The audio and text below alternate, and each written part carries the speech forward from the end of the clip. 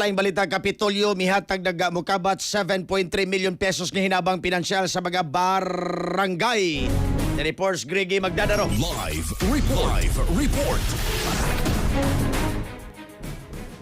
Yes, mukabat nga to 7.3 million pesos nga financial assistance ang gipangadpod sa kagamanan sa probinsya Sugbo sa mga barangay sa upat ka distrito sa probinsya aron suportaan ang nagkadayang programa sa komunidad og mga priority project. Ang mga hinabang pinansyal kabahin sa padayong tinguha karon pagpalig-on sa grassroots governance pinagi sa paghatag sa mga lokal nga mga opisyales sa direktang resources alang sa mga inisyatiba diha mismo sa komunidad. Si Governor Pamela Pambari 4 may personal nga mitunol sa mga chike sa Kapitolyo kaghapong adlaw.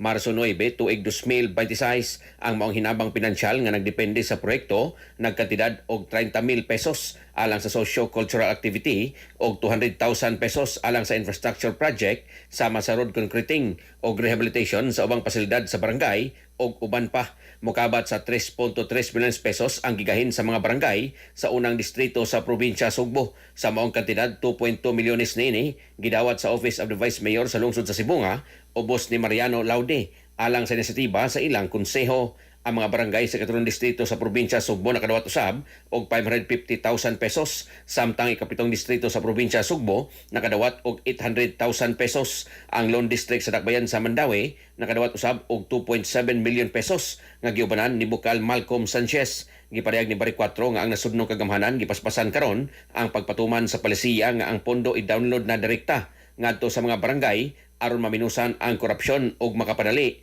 ang paghatod sa serbisyo ngadto sa katawhan. Sa ato mga katropa diha nga nagkalubog og naghanap ang pananaw, inom kanunay og Vision X Plus soft gel capsule. Gumikan kay kini kumpleto sa mga phytonutrients nga moprotektar sa itong mga mata adto na kini lutein, beta-carotene, vitamin E ug zeaxanthin.